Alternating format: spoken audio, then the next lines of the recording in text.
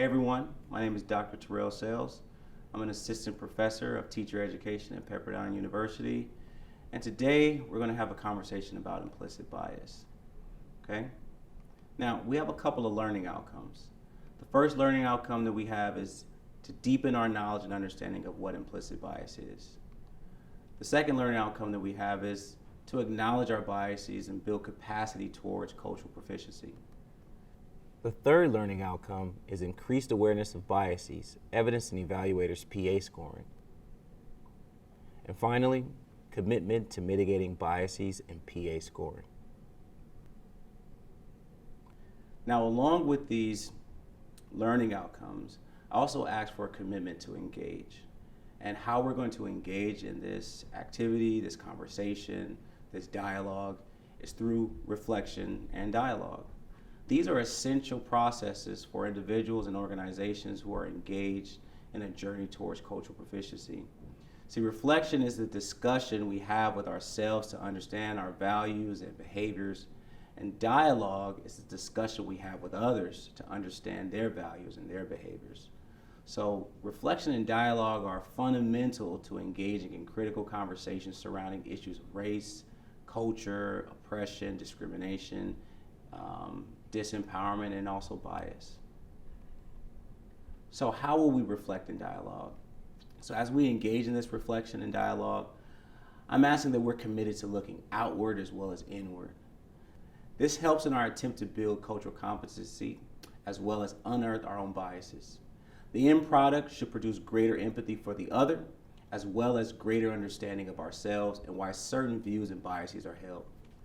This technique for engaging in reflection comes from a multicultural lens in engaging with literature and building inclusive curriculum in classrooms, presented by Emily Stiles' curriculum as Windows and Mirrors, and as well as Windows, Mirrors, and Sliding Doors by Rudine Sims Bishop.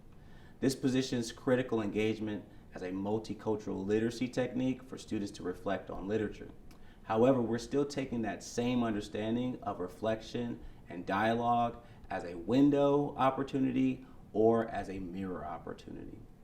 When we're thinking about a window, we're asking ourselves to look out into a differing perspective or worldview. But as we engage in reflection and dialogue, we also want to look inward. So as a mirror, we're looking inward to uncover or discover the why. Why are we having these ideas? Why are we having these understandings? Another aspect of the window and mirror reflection and dialogue technique is when I'm looking out the window, I'm removed. But although I'm removed, I'm still observant and I'm still attentive to what others are saying and what others are experiencing. Within the mirror, I'm attached because I'm looking at my own reflection. But although I'm looking at my own reflection, I'm still critically objective of what I see. And then finally, as we're engaging through this reflection and dialogue through window and mirror, the final aspect of the window technique is I'm asking myself, how is the discussion a window into something new or undiscovered? But when I'm looking at it through the mirror, I'm asking myself, how is this discussion a mirror of something familiar? So I'm asking you, can we commit to engaging in this conversation, in this dialogue, in this reflection through the use of this technique of windows and mirrors? Okay, let's keep going. Now, let's define implicit bias, because that's what we're here to talk about. So in defining implicit bias, it originally started off as implicit cognition. This was from research done by Greenwald and Benagi. And basically, implicit cognition is introspectively unidentified or inaccurately identified traces of past experiences that mediate attributions of qualities to members of a social category. So what does that mean? These are basically judgments, categorizations, even decisions that are automatically activated and occur without our cognitive awareness. They can be activated by a social or environmental stimuli, and this is where we get things like stereotypes from, okay? This happens subconsciously. Therefore, without a more knowledgeable other, usually a person or an experience, The research says we tend to lack the capacity to engage or uncover these biases on our own. So what are the implications of this research? The first implication is implicit cognition allows for stereotypes to unconsciously develop, usually leading to an inability to introspectively identify biases on our own. Again, we're going to look at Vygotsky, right? Zone of proximal development, or the more knowledgeable other. And usually that more knowledgeable other is an experience, or it could be an interaction with someone different than ourselves. The second implication is this inability to identify biases often leads to explicit actions that inhibit our ability to fairly and justly interact with certain people groups. And again, this is where we get stereotypes from. I want to pause here to kind of unpack stereotypes, because Chimamanda Ngozi Adichie, this is a quote that I believe kind of encapsulates what we engage with when we engage with a stereotype. And this is taken from one of her TED Talks on the danger of the single story. And what she says is the problem with stereotypes is not that they are untrue, but that they are incomplete. They make one story become the only story. Now let's pause and look at this video on the danger of the single story. I'm a storyteller, and I would like to tell you a few personal stories about what I like to call the danger of the single story. I grew up on a university campus in eastern Nigeria. My mother says that I started reading at the age of 2, although I think 4 is probably close to the truth. So I was an early reader, and what I read were British and American children's books. I was also an early writer. And when I began to write at about the age of 7, stories in pencil with crayon illustrations that my poor mother was obligated to read, I wrote exactly the kinds of stories I was reading. All my characters were white and blue-eyed. They played in the snow. They ate apples. And they talked a lot about the weather, how lovely it was that the sun had come out. Now, this despite the fact that I lived in Nigeria. I had never been outside Nigeria. We didn't have snow. We ate mangoes. And we never talked about the weather because there was no need to. My characters also drank a lot of ginger beer because the characters in the British books I read drank ginger beer. Never mind that I had no idea what ginger beer was. And for many years afterwards, I would have a desperate desire to taste ginger beer. But that is another story. What this demonstrates, I think, is how impressionable and vulnerable we are in the face of a story, particularly as children. Because all I had read were books in which characters were foreign, I had become convinced that books, by their very nature, had to have foreigners in them and had to be about things with which I could not personally identify. Now, things changed when I discovered African books. There weren't many of them available, and they weren't quite as easy to find as the foreign books, but because of writers like Chinua Achebe and Kamaralaye, I went through a mental shift in my perception of literature. I realized that people like me, girls with skin the color of chocolate, whose kinky hair could not form ponytails, could also exist in literature. I started to write about things I recognized. Now, I loved those American and British books I read. They stirred my imagination. They opened up new worlds for me. But the unintended consequence was that I did not know that people like me could exist in literature. So what the discovery of African writers did for me was this. It saved me from having a single story of what books are. I come from a conventional middle-class Nigerian family. My father was a professor. My mother was an administrator. And so we had, as was the norm, live-in domestic help who would often come from nearby rural villages. So the year I turned 8, we got a new houseboy. His name was Fide. The only thing my mother told us about him was that his family was very poor. My mother sent yams and rice and our old clothes to his family. And when I didn't finish my dinner, my mother would say, "Finish your food. Don't you know people like Fide's family have nothing?" So I felt enormous pity for Fide's family. Then one Saturday, we went to his village to visit. And his mother showed us a beautifully patterned basket made of dyed raffia that his brother had made. I was startled. It had not occurred to me that anybody in his family could actually make something. All I had heard about them was how poor they were, so that it had become impossible for me to see them as anything else but poor. Their poverty was my single story of them. Years later, I thought about this when I left Nigeria to go to university in the United States. I was 19. My American roommate was shocked by me. She asked where I had learned to speak English so well and was confused when I said that Nigeria happened to have English as its official language. She asked if she could listen to what she called my tribal music and was consequently very disappointed when I produced my tape of Mariah Carey. She assumed that I did not know how to use a stove. What struck me was this: she had felt sorry for me even before she saw me. Her default position toward me, as an African, was a kind of patronizing, well-meaning pity. My roommate had a single story of Africa, a single story of catastrophe. In this single story, there was no possibility of Africans being similar to her in any way, no possibility of feelings more complex than pity, no possibility of a connection as human equals. I must say that before I went to the US, I didn't consciously identify as African. But in the US, whenever Africa came up, people turned to me, never mind that I knew nothing about places like Namibia. But I did come to embrace this new identity, and in many ways, I think of myself now as African, although I still get quite irritable when Africa is referred to as a country, the most recent example being my otherwise wonderful flight from Lagos 2 days ago, in which there was an announcement on the Virgin flight about their charity walk in India, Africa, and other countries. Now that we're back from the video, it's time for us to engage in our first reflection. What were some mirror moments, and what were some window moments?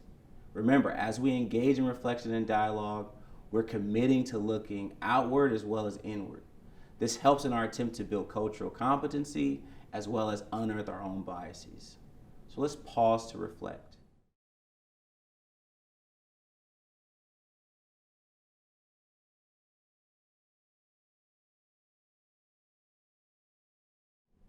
Now, I want you to engage in an activity, okay?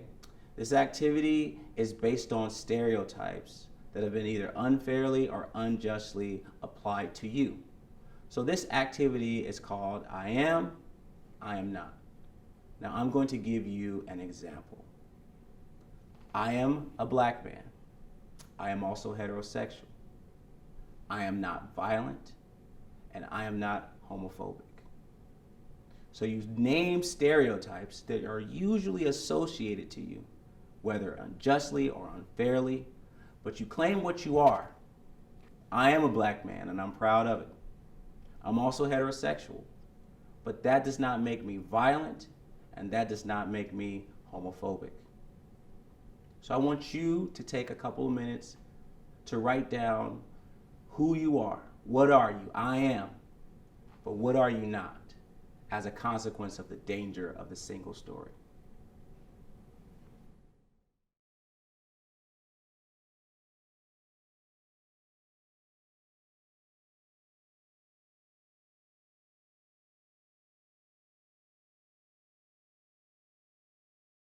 Thank you for participating in that. I know sometimes it can be a little uncomfortable, but I think it's necessary in the work that we're doing. So what are some more implications of bias, particularly within the work that we're doing? One is that biases, when they are left unchecked, they affect how we treat others. Another consequence of bias is that sometimes our bias, or oftentimes our bias, or all the time, if we do not engage with our biases, it runs contrary to our stated beliefs. We'll unpack this a little bit later. And another consequence of bias is it manifests in discriminatory actions towards others. So this is where we get into implicit associations. Now, what is an implicit association exactly? Implicit associations develop separately from our conscious awareness and are not necessarily aligned with our explicit beliefs. For example, people who claim to treat all individuals equally may unconsciously engage in behavior reflective of their implicit biases instead of their explicit beliefs. Therefore, even people with good intentions can behave in ways that contribute to inequitable outcomes for different groups. We'll give you a couple examples. So here's an explicit belief. I have no biases and I treat everyone the same. However, because of my implicit bias, I actually have several biases, and those biases manifest in discriminatory actions towards others. Here's another one.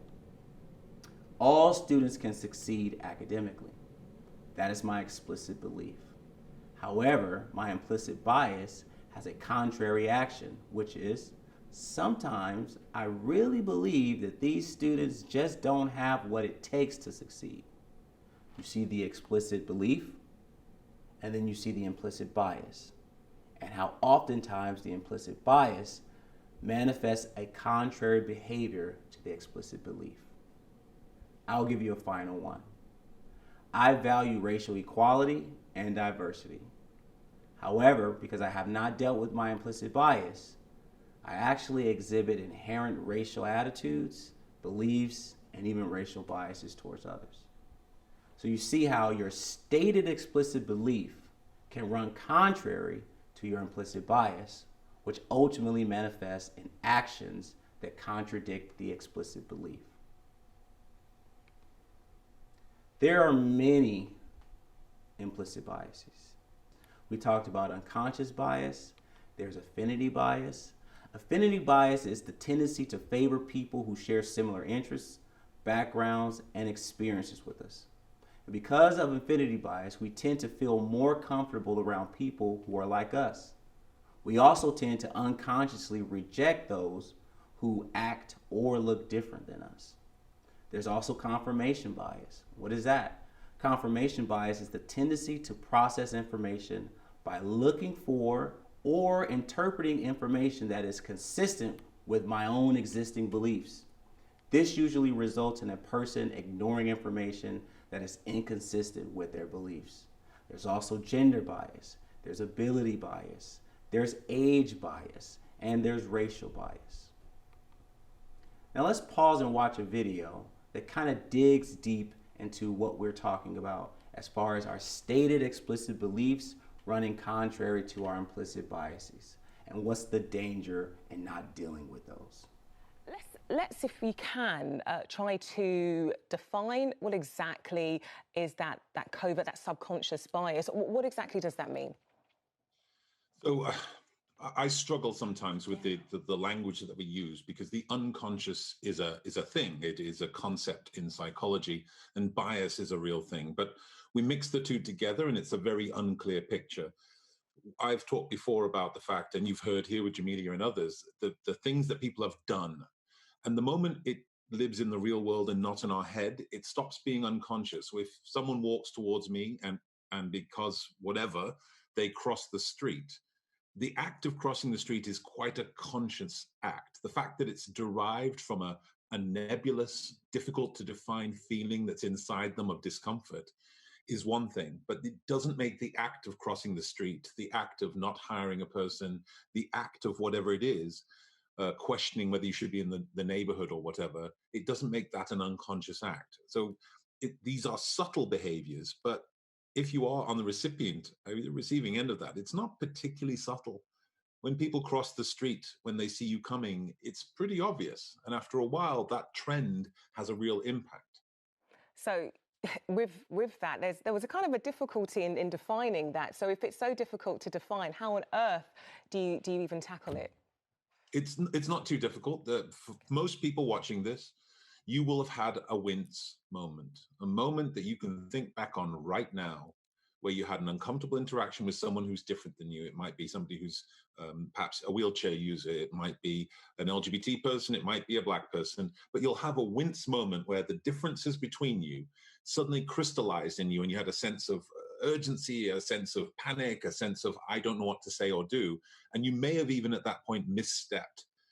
You may have even had that wince moment when you just abdicated responsibility to stand up when that sexist joke was told or when that racist thing was said. You can learn from those moments. That discomfort can be a teacher, but what you have to do is acknowledge you have them. One of the problems with defeating this everyday racism is the idea that people don't want to address the fact they think it's the worst thing in the world to consider that they've ever done anything biased, but we all have. Embracing that can prevent us from making the same mistake again. Ignoring that makes us a dangerous weapon in society. And really quickly, how have you dealt with it? Very quickly, if you can, John, if you I, can. I try as a psychologist to believe the best in people. I maintain that that is the way forward, and I hope that this will be a pivotal moment for change for everybody. Okay, John Amici, really good at good talking and some really good advice there as well. Thank you. Now that we've watched the video, I do want to give you time to unpack the video with a chance to reflect through reflection and dialogue. Windows and mirrors.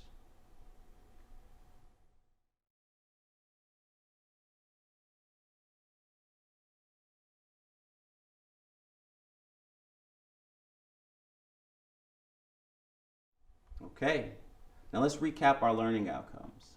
So I believe we have deepened our knowledge and understanding of what implicit bias is. Now we're going to move into our next learning outcome, which is acknowledging our biases and build capacity towards cultural proficiency. After that, we will go into the next learning outcome of increasing our awareness of biases evidenced in evaluators' PA scoring, and then committing to mitigating biases within the PA scoring. We've acknowledged what implicit bias is. Now, how do we engage with it? The first thing is to know your biases. After your biases are uncovered, you should read about them. You should become more knowledgeable about them and why they occur and why they exist. Read about them and recognize within your own understanding why that implicit bias is there. It could be a method of social conditioning, socialization, parenting. It could be a myriad of factors, media consumption. But try to really unpack why it's there after you uncover what the bias is. The next thing that you want to do is think critically about your bias. Instead of looking at problems as a coin, only having two sides, let's look at it as more like a diamond, being multifaceted, okay, and multi-layered. And then after we engage with our biases and think critically about them, let's move into challenging our assumptions. Take a contrary view and always seek to ask why and even why not often. Doing this helps us build empathy and also helps us understand ourselves as well as the other. And it helps us engage with the other through anti-bias practices. Now I want to talk to you about a tool to help us engage with anti-bias practices. It's called the Cultural Proficiency Continuum. And this is a powerful tool to understand behaviors and their possible outcomes. This is essential in the work of addressing bias. It allows us to see how certain behaviors lead to healthy or unhealthy behaviors for ourselves and also for organizations and others that we engage with. This cultural proficiency model is a continuum, and you can read more about this in the book Cultural Proficiency, a Manual for School Leaders. Within the cultural proficiency model, we want to look at compliance-based tolerance for diversity. Here, we're trying to get you to see that you should be moving above the line from compliance-based tolerance of diversity towards true transformation for equity. We want you to see that this is a continuous movement across a spectrum from unhealthy behaviors to healthy behaviors, moving from cultural destructiveness all the way to cultural proficiency. And within this cultural proficiency model, there are 5 elements of cultural proficiency. The first is assessing cultural knowledge. Here we want to identify the cultural groups present within our work, within our systems. Next is valuing diversity. We want to develop an appreciation for the differences amongst and between groups. Third is managing the dynamics of difference. When we're managing the dynamics of difference, we want to learn to respond appropriately and effectively to the issues that arise in diverse environments. The fourth cultural proficiency is adapting to diversity. We want to change and adapt new policies and practices that support diversity and inclusion. And then ultimately, institutionalizing cultural knowledge. Here, we want to drive the change into the system of the organization. Now, this also aligns with understanding the implicit associations, where our explicit beliefs need to be in alignment with our practices. So here, with actions, do not say what you believe to be true. Demonstrate your beliefs through actions. So as we engage with the cultural proficiency model along this continuum, we want to look at behaviors that are culturally destructive, and we want to move along the continuum towards cultural proficiency. So right now, I want you to take a very good look at this, and I want you to pull out the cultural proficiency model template that you have with you. And what we're going to do is we're going to engage in an activity. Within this group activity, our setting will be the classroom. And we're going to use the cultural proficiency model to look at culturally destructive behaviors and move along the continuum all the way to cultural proficient behaviors. You'll be given an aspect of the classroom setting. So one aspect will be lesson planning. The other aspect will be classroom management. And the final aspect will be parental engagement. And what you're going to do is you're going to provide an example associated with each behavior along the continuum, moving from cultural destructiveness all the way to cultural proficiency. Okay?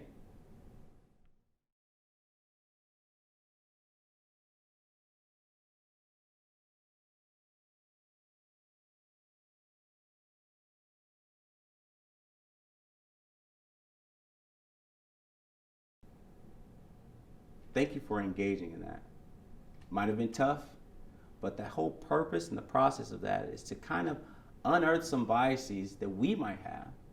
But by engaging with that activity, we're able to engage in behaviors that we would like to see replicated within our practice, within our classrooms, that move from culturally destructive behaviors to culturally proficient behaviors, or to move from unhealthy behaviors to healthy behaviors. Thinking through the activity that you just engaged with and thinking through the cultural proficiency model, what was beneficial about engaging with that activity? Particularly around unearthing biases. Thinking about the biases that were unearthed in yourself, but I want you to also think about the biases that could be unearthed in your students and how they interact with the children that they will be teaching. Now, let's revisit our learning outcomes. We deepened our knowledge and understanding of what implicit bias is. After that, we've acknowledged our own biases, and we're building capacity towards cultural proficiency. Remember, it's a continuum. Now, we're going to increase our awareness of bias evidenced in evaluators' PA scoring, and then, again, committing to mitigating biases in PA scoring. Thinking through the PA scoring, I want you to take a moment to describe good teaching.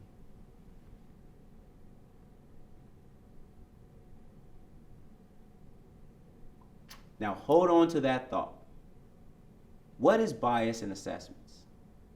See, when assessment content or assessment administration or scoring procedures cause some candidates to get either lower or higher scores than their true ability would merit, the source of these differences has resulted from a trait or situation the assessment is not intended to measure. Now remember your description of good teaching. This kind of pulls back the curtain on many biases that are evidenced in evaluation and scoring of candidate submissions. And that bias is called ownership bias. See, there's a tug of war within our minds surrounding our own understanding of good teaching and PA submissions.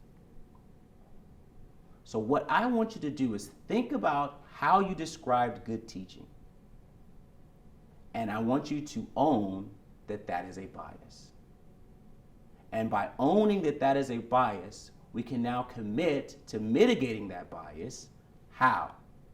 We can mitigate that bias by understanding that there is an essential element that makes candidate submissions unique.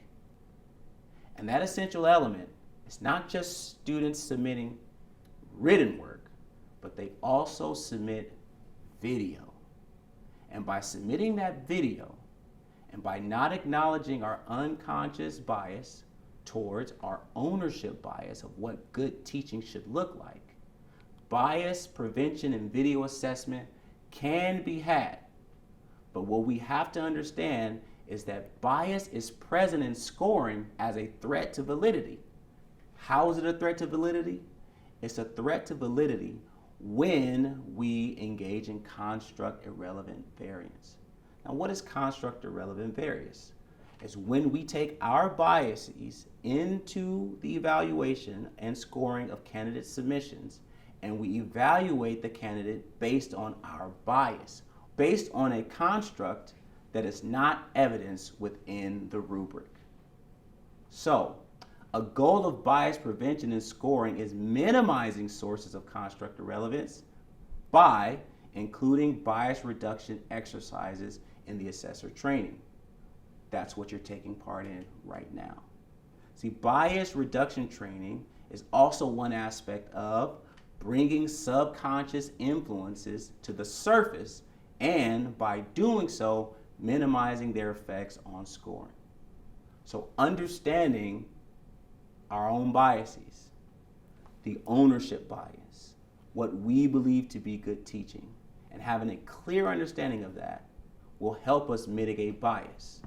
But what research says that will truly help with the mitigation of bias in assessment and scoring are the use of rubrics. They're aligned to the teacher performance expectations. They've also went through rigorous standard setting and validity testing. The best way in mitigating our biases is to be well versed in the rubric language and the constructs that are evidenced within the rubric that we are to use to effectively and efficiently evaluate and score candidate submissions.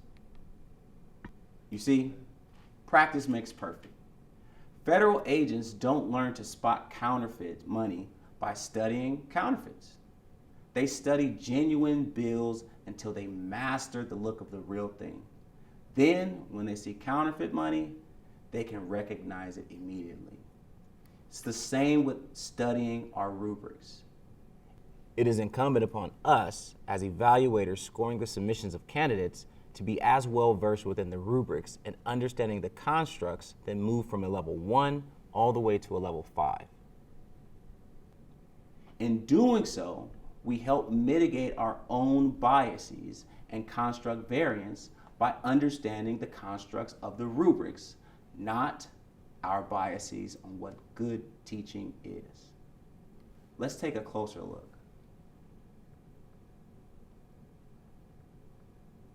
You are provided with what is called a flow chart. When you look at the flow chart is very clear on the constructs that the rubric is intended to evaluate. By understanding those constructs, we can make very clear distinctions between a level 1 to a level 2, or from a level 2 to a level 5.